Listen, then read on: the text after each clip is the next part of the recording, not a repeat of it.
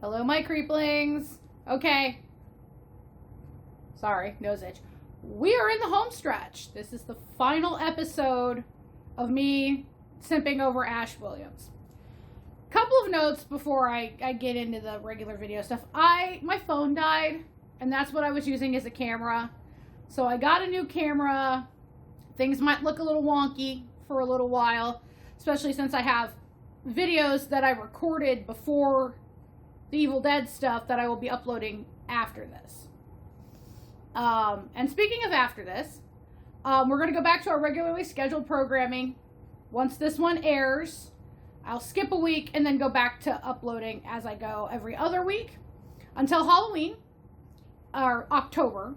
I'm going to try to fulfill the challenge that I did not get a chance to do last year because of my health and do 31 episodes in a month. I'm going to try and keep them shorter from now on, especially for that one. I know I've nattered on a lot in some of these where, we come up to almost an hour. So hopefully, fingers crossed, I can find some that, I can be a bit more succinct about. Plus, these last 3 episodes have been talking about a television series and, an entire 10-episode season. So that's a lot more to put into than a 2-hour movie. But I would like to thank everybody who's been with me this entire 6 weeks. Y'all have been great. For at least sticking with the journey. And if anybody asks, yes, I had a great birthday other than my phone dying. I ended up, like I said, getting another one, but this is a completely different make and model. I had a Pixel, which is a vlogger's phone, great camera for photos and videos. I went to a Samsung, and I can already tell you I'm going to need to adjust some things, but I really wanted to get this done so I could have my set finished. So now, back to where we were. This is it. Season 3 of Ash vs. Evil Dead. The 6th episode of the saga of Ash Williams. I'm not going to lie. When it comes to short run television shows, like ones that could run presumably for a very long time but end up getting canceled or running their course by about 3 or 4 seasons, the 3rd season is usually not my favorite. And the same thing with this. This is actually my least favorite season out of the 3 seasons. I bet you guys can guess. 2nd season is my favorite. And it's not just for some of the reasons y'all want to jump to, even though, yes, those are it. This is still a good episode or a good season of a television show. The whole series was great. It's just, I think they knew going into season 3 that Starz was probably not going to renew them because they were seeing a drop-off in ratings. Ironically, from what I hear, this is one of the most pirated series from Starz. So, take that for what you will. So they wanted to try and wrap it up, and they kind of, I think, threw too much at me. That's my personal, that they threw too much at me. But we'll just get into it. This season is jam-packed with a bunch of stuff. So, things to remember. Elk Grove knows about Deadites now. Ash has saved them from the Deadites. We lost good Ruby, but alternate 80s timeline Ruby is still around. So, notes to remember. We start with episode 1. Ash is milking that Hero of Elk Grove stuff. He's inherited the hardware shop from his dad. He has turned it into a hardware store / sex toy emporium.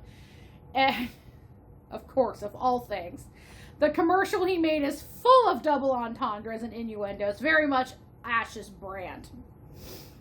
Pablo did open up Pablo's Fish and Chips that he talked about in the previous episode. It's kind of cute. Now, y'all wonder what happened to the book. Well, the Necronomicon shows up on an Antiques Roadshow type show. This bit is very much reminiscent of the Creep Show series, Public Television of the Dead, but without Ted Raimi in a bad wig. If I ever talk about that episode, specifically that half of the episode, we're going to talk about Ted and his bad wigs, but that is a side note and I digress. But if you've watched that, you got to get the idea of what's going to happen here. It was found by someone in the mud by the cabin site. So they bring it to this antique roadshow on the road type thing in a barn in Michigan to get it appraised. Kelly is gone. She's on the road trying to, quote unquote, stay in the fight. We see her in a bar and she sees apparently the Antiques Roadshow's broadcasting live. She sees all this havoc roll in live time on the screen. So the dumbass show host does exactly what you think and starts reading out loud from the book. And he releases the evil again. So at this time, now that the book has been reactivated, the book is remanifesting itself on Pablo. Ruby shows up to collect the book. This is all done off air. And, she gets a hold of it again. So we are introduced to a new character this season. She's a high schooler, senior in high school, named Brandy Barr. She's a bit of a... She and her friend are in detention cleaning up graffiti on the lockers. And they're lamenting about leaving this town. As a small town girl, Brandy, I get you. These high school bullshit. Yeah. You're ready to see the wide world. Well, they're attacked in the school by the evil in the form of a possessed school mascot. Their school's mascot is the Cougars, and their mascot is called Coogie, which is, yes, very, very much typical of your small Midwestern high schools. My school was the most boring we were not original at all. Our colors were red and gray, and our, mascot was a fucking bulldog. Like about 10 other schools in this state that I can think of. So, we meet Brandy's mother, Candace Barr Williams. Yeah, she and Ash got married on a drunken weekend in Branson, Missouri, sometime in the early aughts, and Brandy is the product of that. So Candy calls Ash. Well, first Brandy called Candy. Yes, Candace Barr's nickname is Candy, so Candy Barr. Haha, funny. Brandy calls her mother, who in turn calls Ash. They all show up, including Pablo, at the school to go rescue Brandy.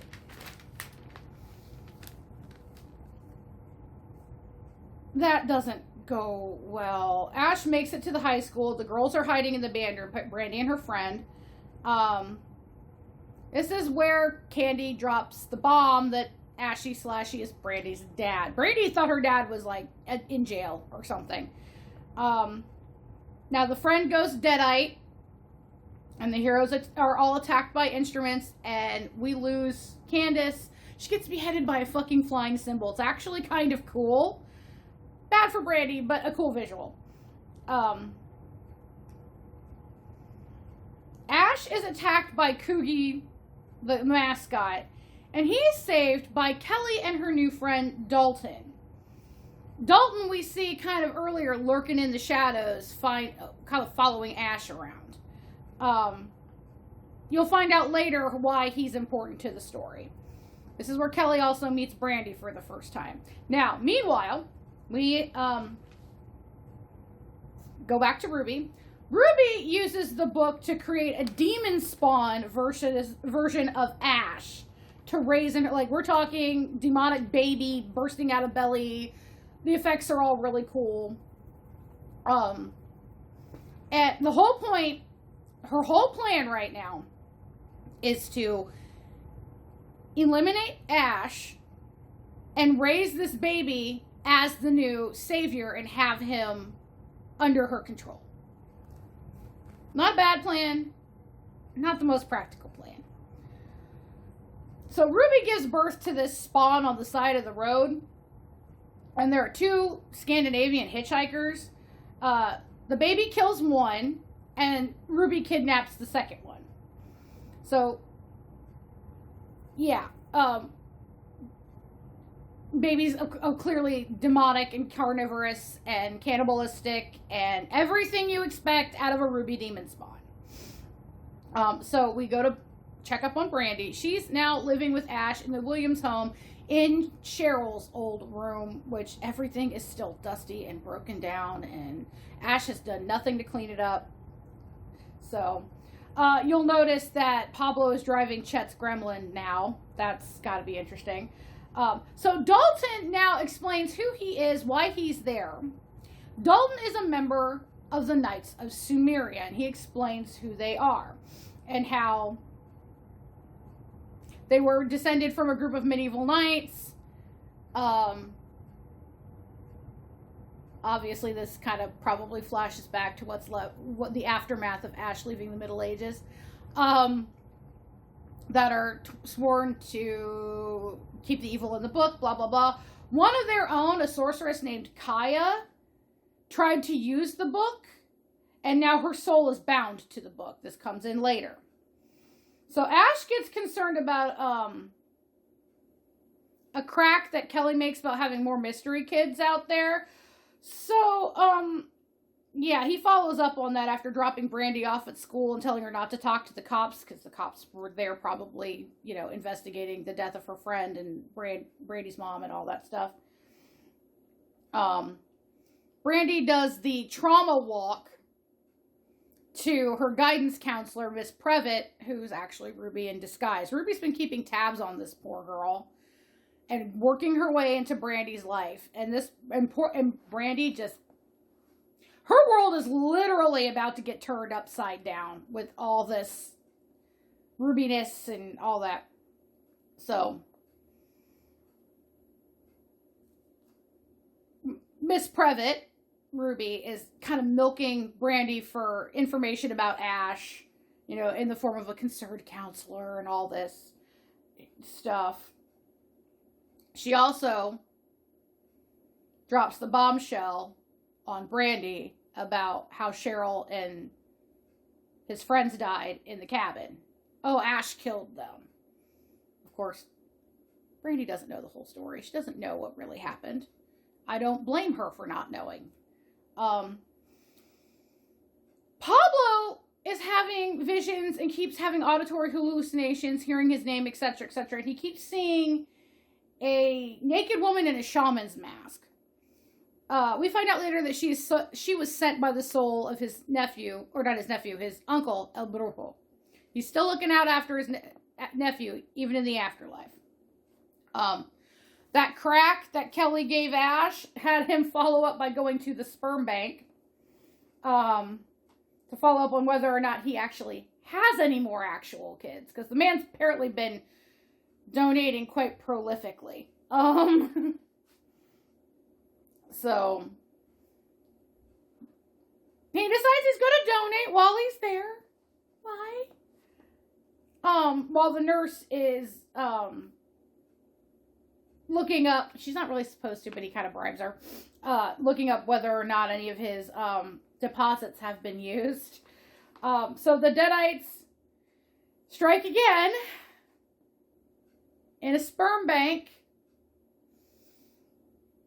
Anybody seen, I think it was Ted 2, about the teddy bear? I'm going to let you put 2 and 2 together, but I'm just going to say this. I will never hear Aha's Take on Me the same way again.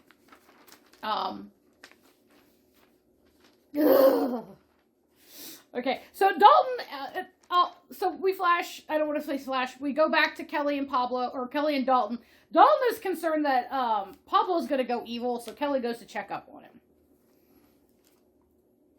By episode 3, we're at Candace's funeral.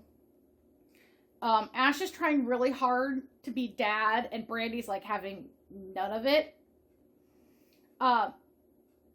Miss Previtt has offered to put Brandy up so she's not living with a stranger.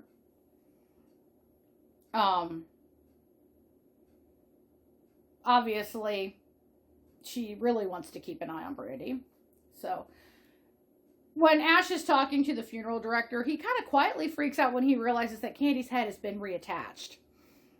So, he kind of looks in the thing, and he's very right to be upset.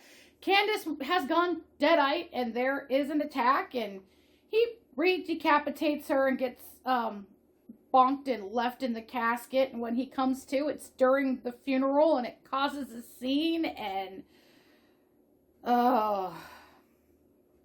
this is where Ash figures out that Miss Previtt is actually Ruby, and veiled threats are thrown back and forth. Now, Pablo, having these visions, the visions tells him to get the Kandarian dagger. So, like, he's getting really concerned at this point. He doesn't know that El Brujo has sent her, but he'll find this out sooner rather than later. So, after the funeral, Ash informs Kelly, Dalton, and Pablo about Ruby. They go to the cabin site to find the dagger. Dalton, Kelly, and Pablo, while Ash stays behind to try and reason with Brandy. Now, Ruby plays dirty and raises Brock from the dead to try to get to Brandy, but Ash, of course, comes home, finds it out, and, yeah. Now, Brock never attacked Brandy. He was actually just acting like Brock, but, well, he ends up, chainsaw fodder, as we can all pretty much guess at this point. Back to the cabin site. The cabin's not there anymore. It's just the site. Just like in real life. Kelly finds the dagger, and the evil attacks. It kills Dalton, and uses Dalton to blame Pablo for his death. So, of course, sowing the seeds of doubt between Kelly and Pablo. Now, Brandy just sees the end result of the Brock aftermath, and she runs away, which, I mean, any sane teenage girl would not want to be in that situation. So, as Ash is getting rid of the Brock pieces, Brock's ghost appears. So we do have a Force ghost situation. This is actually the ghost of Brock. It's an actual soul. It's not sent by evil. It was brought out because his grave was disturbed. I don't think Ruby sat and thought about that for a minute.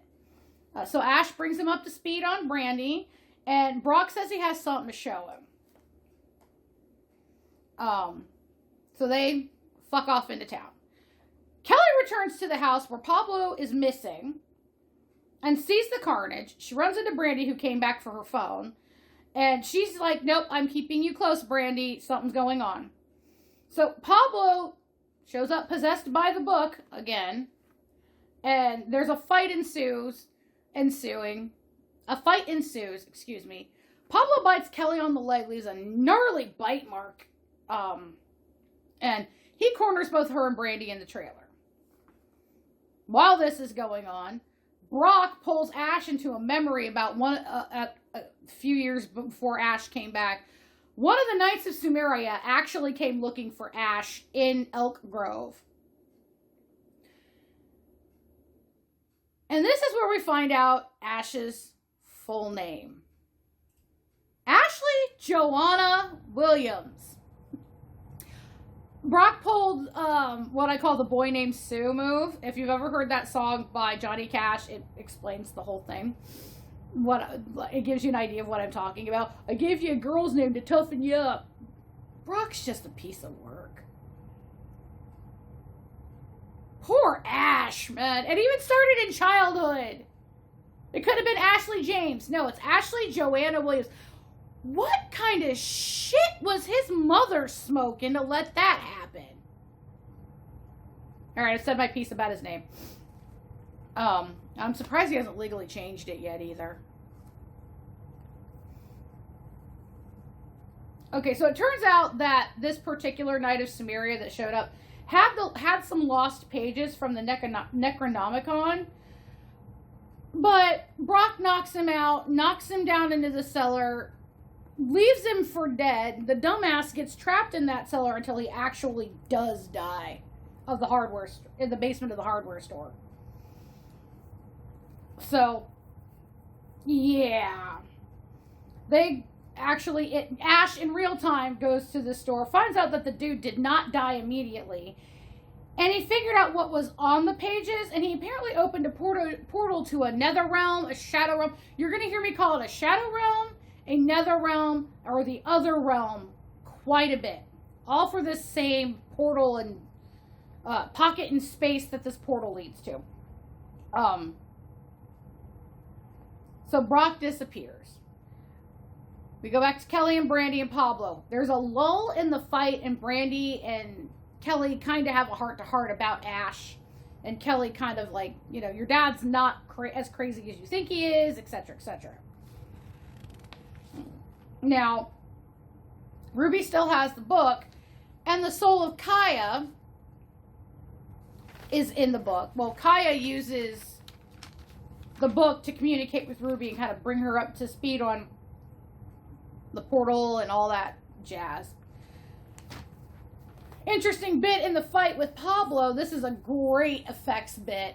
That bite that Pablo put on Ruby actually starts becoming Pablo face and is linked to Pablo. This is how they defeat the Deadite version of Pablo. Ruby's doing her due diligence, and she goes into the wood to find Deadite Dalton, banishes the Deadite portion of him, and interrogates him before he blows his head off. She wants to know where the rift is, how many Knights of Sumeria are you. She's basically trying to get info. Ash gets some info from Brock's ghost about who Miss Previtt actually should have been. And he heads out to Miss Previtt's house, where Ruby is actually holed up. She's not home, but he does find the female hitchhiker still alive and chained in the attic with Ruby's spawn, who is now a toddler, so this baby's growing, enchantedly fast. The toddler even has a bony chainsaw hand. It's just ridiculous. So they try to leave. He tries to free her, and they try to leave. The spawn wakes up just as they get ready to leave.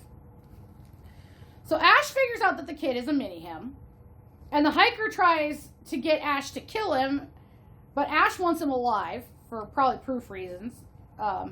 They run. Yeah, Ash wants to catch the kid to prove all this shit to Brandy that this is real. So,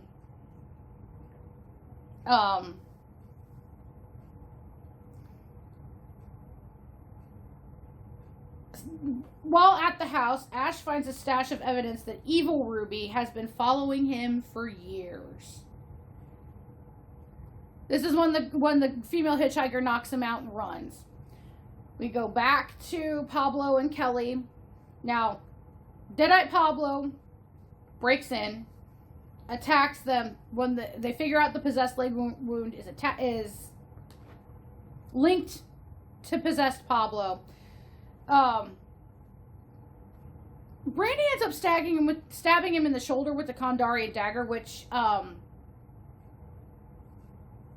expels the evil and knocks Pablo's soul into this pocket dimension where he meets up with El Brujo. El Brujo, tells him, you're going to be the next one. You've got to face a test. And if you pass this test, you will now be El Brujo Especial, which kind of sounds like a Mexican beer. and Pablo says that. Sounds like a beer.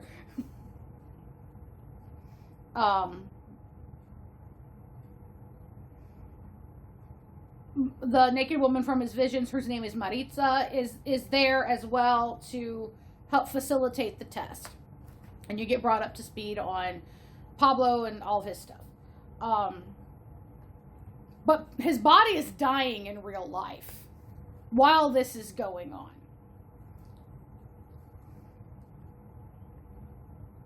So we go back to Miss Previtt's house. There's a cat and mouse game with the Spawn toddler and the hitchhiker. Ash finally comes to with the hitchhiker dead, and he and the toddler Spawn face off.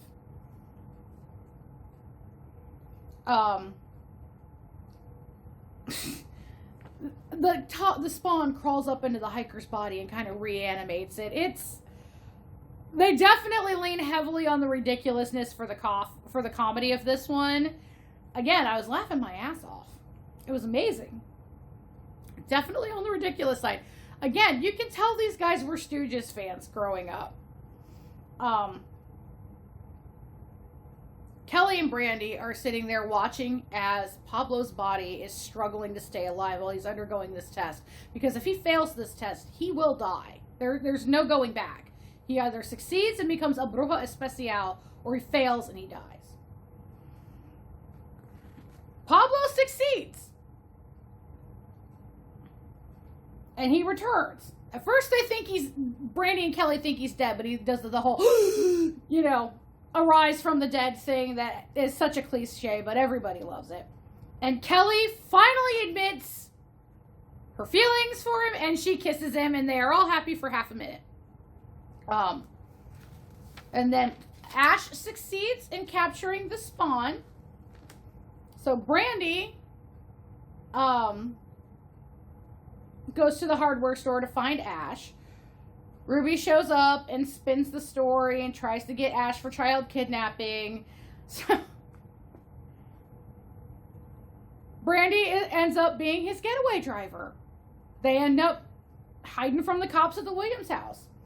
And Kelly gets really pissed off because she messed with her Pablo and goes off to confront Ruby. So, girl, we about to have a bitch fight. But first we realize that the Spawn has been returned and it is now cocooning, so it's growing in size. Kelly shows up and attacks Ruby. They fight. It is an amazing bitch fight. These two are very strong actresses, and you can tell Dana and Lucy really had gotten into a form by then where they could give and take with each other. The stunt doubles were, the editing, it was all very, very good. I applaud those two, because Lucy has got such a background with the whole Xena thing and some of the other shows she's done where she's, done a lot of her own stunts or, to a point. Dana, I don't know, but oh my God, she had gotten it by then. She had her fire lit and went for it. I applaud both of you girls. Oh my God, thank you for giving me that. So we have Ash and Brandy kind of bonding a little bit until Ash opens up his mouth about Ruby, and then Brandy pulls back and gets defensive again. And before this gets really bad, more Knights of Sumeria show up,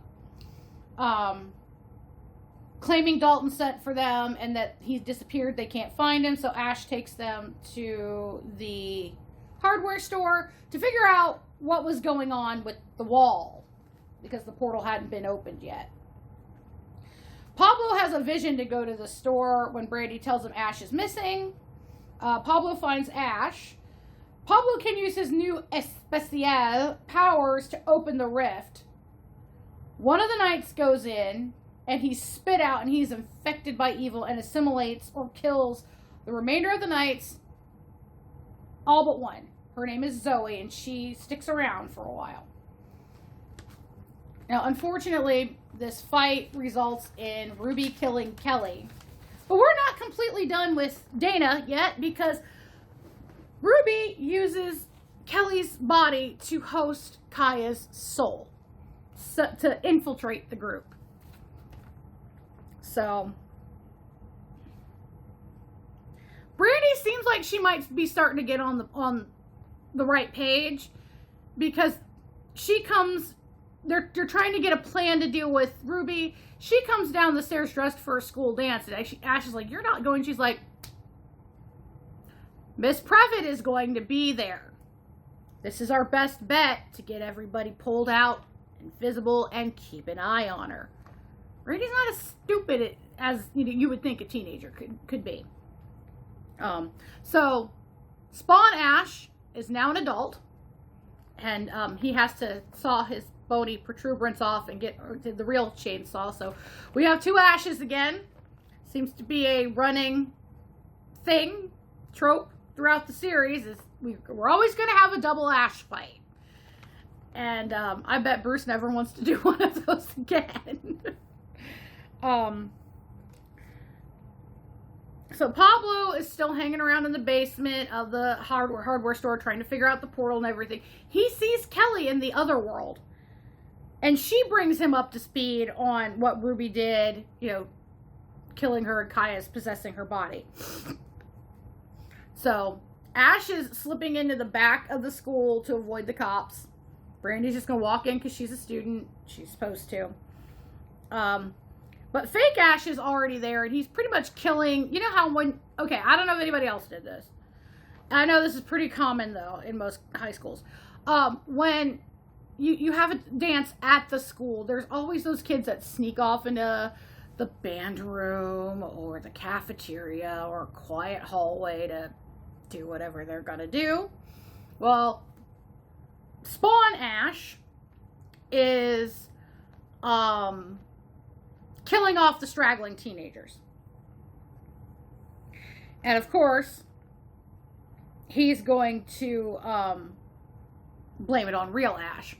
But Ash meets Ash. We have an Ash fight for a moment.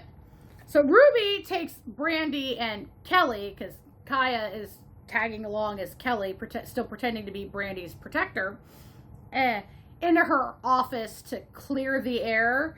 And this is where she spins the story. Yes, I know more about this than I let on, but Ash is the demon. Brandy storms off in unbelief until she runs into fake Ash, which he fools her. And then he goes and wreaks havoc in the dance. He's chopping teenagers up left and right. So Pablo rolls up on the dance. He sees Kelly, and he knows it's not really Kelly. He's like testing her though, and he figures it out. Yep, this is not the Necronomicon fucking with me. That was really Kelly in the other world telling me this. They have an altercation, but Kaya escapes.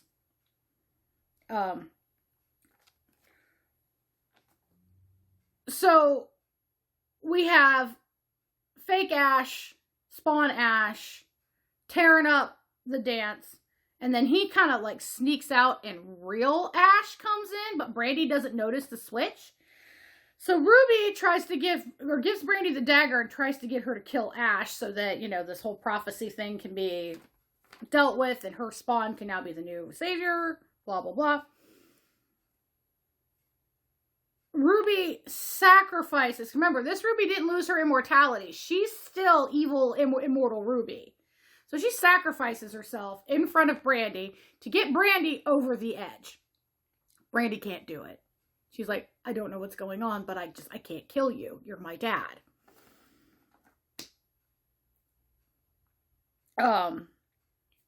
Pablo finds Spawn Ash, fake Ash, and Brandy sees this and she starts, okay, all right, I'm getting this now. Like, the truth is dawning in front of this girl, and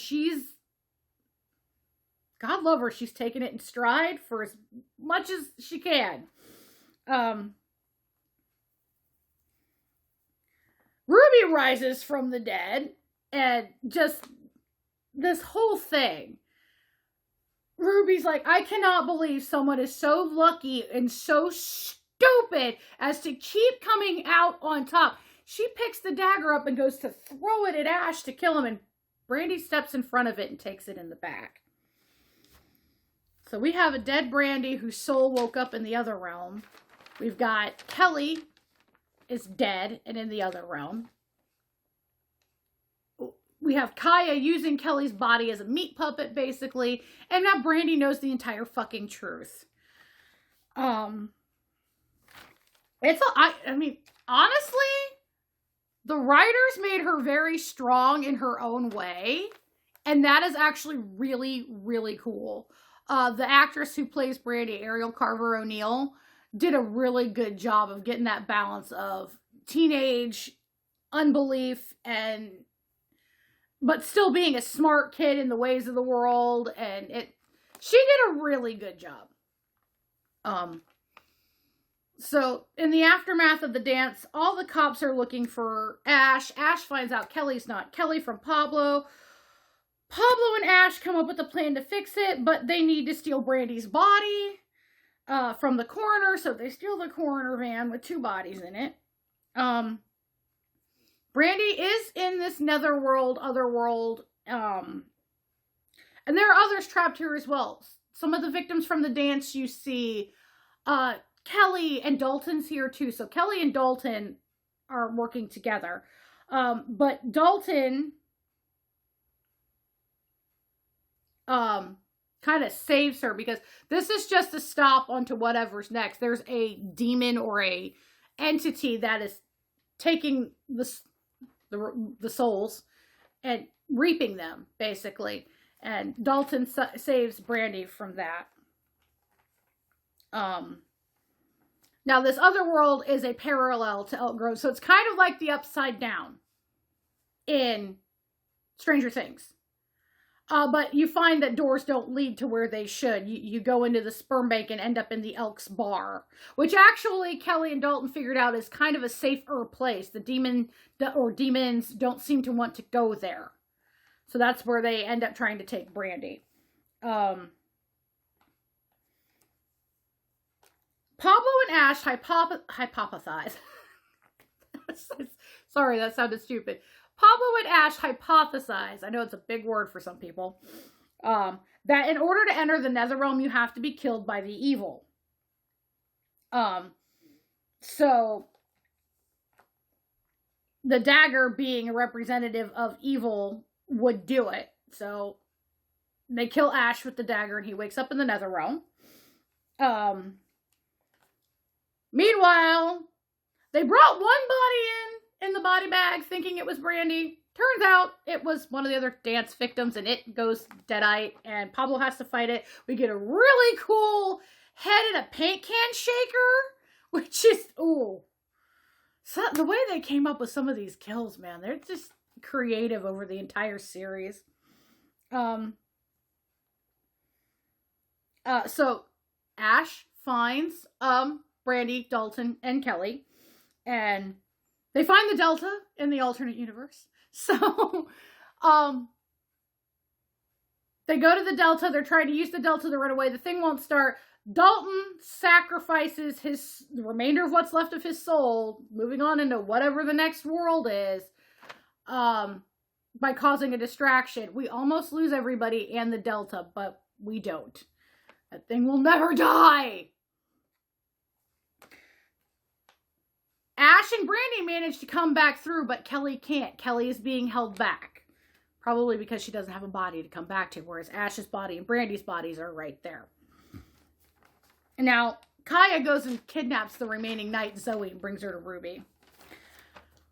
Kaya and Ruby are planning on using Zoe to create another page for the Necronomicon to block the Necronomicon from the Dark Ones, to buy them some time.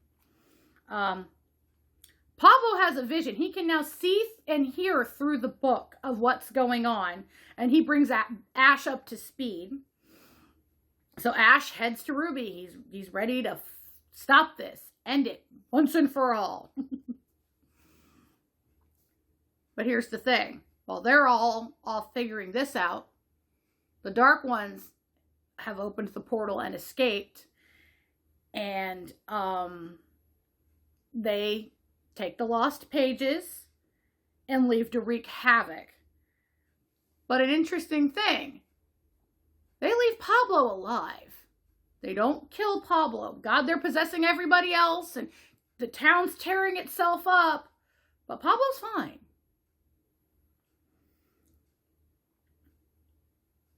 Brandy's hiding in the Williams house with a shotgun. Evil comes for her, and it's a very Evil Dead 1 similar, going through the house, first-person chase. Nice throwback to the first movie cinematography-wise. She escapes to the shed. She pulls her cell phone out, presumably to call Ash. But it starts ringing and it says her mom's on the other end. So we know that her cell phone can be possessed. And it bites her thumb off. So another Williams has lost an extremity. And there's a very nasty conversation while she's fighting the phone that's supposed to be from her mom. Brandy ends up defeating it. Brandy's turning out to be more and more like Ash than she initially thought she was going to. But that's the survivor part of her. That is the tough part of her, the tenacious part of her. You can see enough of her dad in her that you're like, yeah, this is a Williams. Pablo finds her in the shed. And again, Pablo's kind of like, everybody has to take a minute to bring everybody up to speed every once in a while because everyone's threads of story are going everywhere. Ruby and Ash fight over the location of the wretch. She wants to know. He's not telling her. But she ruins, like she destroys the chainsaw. No! The icon gets destroyed. But during the fight, the Dark Ones manage to find them. They expel Kaya's soul from Kelly's body and destroy her, and they dust out Ruby. So Ruby's not a problem anymore, neither is Kaya. Ash, smartly enough, manages to escape not only with Kelly's body intact, but the Necronomicon and the Kandarian dagger. So he's pretty good. Pablo tries to communicate with him via, the telepathic link with the book and everything, but it's kind of one way. Ash can't really hear what he's saying. But Ash does hear about all the havoc that's being wreaked in town via the radio. Now, unfortunately, when Ash gets into town, he's attacked. And in the aftermath of it, the Dark Ones not only get the book, but they get the lost pages. They make the book whole again, and they use it to raise the ultimate demon monster, Kandar the Destroyer. We're fucked, folks. We're fucked. They're trying to fight their way to the Williams home, carrying a dead Kelly. And there's a moment where they're cowering or hiding. I don't want to say cowering. There are other townsfolk in this alley cowering. And they're like, oh, Ash, you can save us. And Ash's like, I can't save you from that shit. He has a real moment where he's like, I'm done. I give up. I can't do this. So they head to the Williams house. Via news report, you find out this shit has gone global. We're all fucked, folks. It's done. It's over. This is end of days. Ash has a meltdown at the house. He's like, I did not ask for this. I did not ask for the last 30 years of my life to be shit. I did not ask to shoulder the responsibility of being the savior of mankind. I did not know. No. My heart broke for the man. Again. Bruce played that so well. I got mad on his fucking behalf. When all this started, he was a college student, probably going to school for an engineering degree, promising life ahead of him. Now he's a washed up, middle-aged man, constantly fighting bullshit like this, never been able to settle down in one place. Recently found out he had a daughter that he didn't know about, and he's missed her entire childhood. Yeah, I'd call it quits too. But Brandy, she gives him the ultimate pep talk. I have not known you for very long, but from what I have seen, she gives him the ultimate pep talk, and bitch, it works. He's like, fine, we're gonna do this. So, Pablo straps Kelly's body to a appliance dolly, so he can just walk through town and not be bothered. The theory is because of the El Brujo Especial and all the link to the Necronomicon, they ignore him thinking he's evil because he has one foot in their world and one foot in ours. It's a good working theory. But Ash and Brandy, in order to avoid the chaos that's going on above ground, use an underground sewer / abandoned mine shaft that the sewers melded into to escape. But of course it's infested with deadites, and we have a daddy-daughter against the deadites fight, and it's so sweet.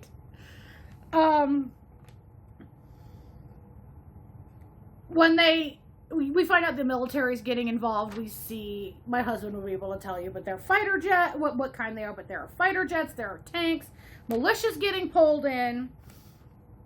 Pablo's like, it's just making Kandar more powerful, that demon. And this thing's like Kong size huge, you know? There is a nice little tender moment before shit hits the fan again. Ash has been carrying Linda's little magnifying glass necklace since this all happened. It's kind of a, you know, he thought it would keep him safe, good luck charm type thing. He passes it on to Brandy.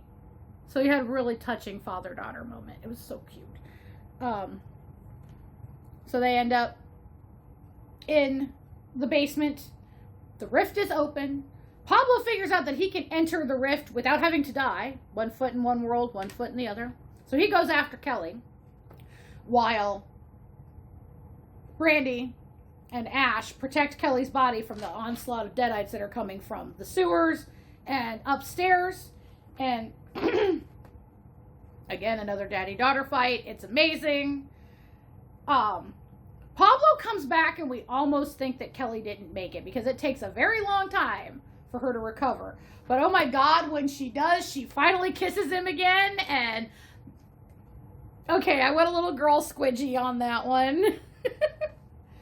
Kelly's brought back up to speed as to what's going on. They escape the store to the chaos on the street. Kelly, again, Kelly is our queen. She gets right back into action. One of the militia gets turned deadite and starts taking out his comrades. She gets one of the firearms, like we're talking the big semi-automatics or fully automatics. Again, I don't know about weapons. My husband would be able to say something about it, but he's not here with me today. And she just goes fucking ballistic. So Kelly is back in full form. They're being led to an escape vehicle so that they could all be evacuated. Ash gets them in the back of the vehicle, and he's like, he shuts them in, and they're like, what, you gotta get in, you're coming with us. And he's like, Kelly, people are gonna need to be a strong leader. You need to step up. That's you. Pablo, you're the jefe now. And he's telling Brady, he's like, I'm doing this for you. I'm doing this so that you can continue to have life. So he commandeers he stays behind to, as he says, own up to who I am. He commandeers a tank, badly, he can't steer it for shit at first, to take on Kandar, the destroyer, the demon. He duct tapes the dagger to a shell and launches it after a few fuck-ups before realizing you have to activate it, into Kondar's body. Kandar is defeated and crushes Ash in the tank. We get these weird flashes of him being collected. Turns out we see a Knight of Cimmeria ring involved, so the Knights of Cimmeria are involved. He wakes up from stasis with a new cybernetic hand in a bunker many years into the future. He's attended to by a cyborg who is obviously done up to be a super hot chick to keep Ash's focus. The Delta is alive and it is refitted into this Mad Max-esque road tank machine. It's got like I call him a cow catcher, but it looks like a snowmobile type blade or whatever. It says "Hail to the King" on the front of it. Apparently the Dark Ones are still around in this post-apocalyptic wasteland, and they are on the move. So she's apparently going to bring him up to speed later. And this is where we get to, this is the final episode, and the final words uttered are, "How you feeling?" And he's like, Last word of the season. Groovy. Now, I think there was plans for a 4th season, but of course Starz did not renew them. So it left us with a little bit, like, it's a cliffhanger, but it's also still a satisfying end to a point. Because we know Ash lived and continued to fight the demons. But everybody wants to know what happened to Pablo, Kelly, Brandy, the rest of the Knights of Sumeria. What happened from the point that Elk Grove was under, Kandarian demon attack to that post-apocalyptic wasteland. Well, we're not going to know for sure. Possibly ever. So that is the end of Ash versus Evil Dead, and right now it's the end of the Ash Williams saga. I say right now because, of course, lots of fan talk, lots of bothering Bruce at cons and during panels and stuff, and interviews. There has been talk from Bruce that they've got it. They're in development stage, which this could mean they just randomly talk about it when it comes up, but it's not on their front burner right now, of doing one more season or another series as an animated series. Because Bruce has said he is physically retiring from doing the role of Ash. He's getting too old, it's too hard on his body, and I, for one, support that decision. I don't want to, him to be in traction one day from a stunt gone wrong. But since his voice has not aged like his body had, he's like, yeah, I'll come back and voice Ash. I have no problems with that. So the working title I have heard... now, again, none of this is official. It's random stuff that's been thrown around from Bruce in interviews and, insiders coming out of the woodwork talking anonymously, but... from what I understand, the working title is Ash and the Machines, or Ash versus the Machines, or something like that. It is supposed to be set in this post-apocalyptic wasteland, and Bruce will voice Ash. And it will pick up at the end of Ash versus Evil Dead. No talk of if we're going to do flashbacks to figure out what's going on with Pablo, Kelly, and Brandy. No talk about bringing in anybody else for voice acting that has been involved with the series. Because I know both Ted and Lucy have done some voice acting. Ted's done a lot of voice acting, actually. Lucy did at least... I think she's done more. But I know for a fact that during the height of the Hercules and Xena, they had an animated full-length film come out. I think roughly the same time that Disney's Hercules did. So... she's no stranger to working with that setup. So it'd be interesting to see what comes of this, but I don't foresee anything coming out of this in the near future. They're focusing on at least 2 new Evil Dead movies that have nothing to do with Ash. So it's going to be more like the 2013 and Rise that just recently came out. I know there's at least 2 in the works with Sam producing and Robert Tappert producing and Bruce producing. So I think those will happen first. And then we'll see what's going on with Ash. I'm just going to call it Ash versus the Machines. All in all, I'm not backing down on this. This is one of my favorite horror franchises ever because it hits so many different notes with so many different things. And Bruce Campbell, just like, I guess I have a thing for B-movie level and character actor level actors. He's in my top 10 of people to watch. If someone's going to go, well, I've got this blockbuster movie with Brad Pitt in it, or, hey, I got a cheesy movie with Bruce Campbell in it, I'm picking the cheesy movie with Bruce Campbell in it all the time. I've heard he's even done a Lifetime Christmas movie. I might sit through and watch that rather than watch some of the classic Christmas fodder. I don't know, though. Lifetime movies, that might be a bit much for me. But, yeah. So, thank you, guys, for sitting with me through probably close to 6 hours total of me nattering on about my favorite franchise. And some of my favorite actors. I know the Ted Raimi tangents were hard to listen to in Army of Darkness and Ash season 2. I'm a girl with my favorites. I can't help it, but I think I gushed enough about Bruce too, and Lucy, and Dana. I've got a lot of my favorites here. I would love to see the Ash character continue in the future. I might sit down and watch some of the playthroughs of the Evil Dead video games.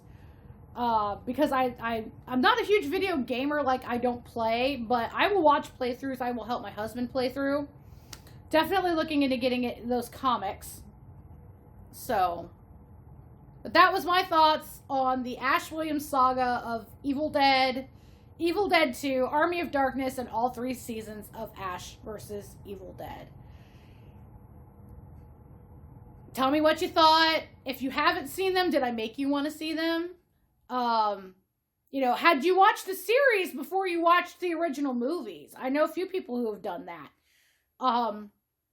But tell me what you think. Well, like I said, after this, there will not be an upload next week. And then we go back to our regularly scheduled program of every other week. And fingers crossed, I can compete the 31 Days of Halloween challenge and have videos made for all of that. Hopefully I do not get an infected tonsil again or another chest cold where every two sentences I'm hacking up a lung. And then we'll see where we go from there. I may take November off again to focus on, I do National Novel Writing Month, not through the official site, but I write with a few friends that month, and we pass things back and forth. I may try to juggle that with the channel. It also depends on how far ahead I can get. But guys, really, thank you. I know I'm just a little fish in a big pond in this YouTube thing, but I'm still having fun doing this. Again, I'd love your feedback. I'd love a like or, a comment. I love the discussion that sometimes these comments bring up. So I'm going to take a little break and probably watch another movie because that's where I'm at right now with my life. I enjoy watching movies, so that's why I do this. So, just going to say it. Good night, my creeplings, and I'll see you next time.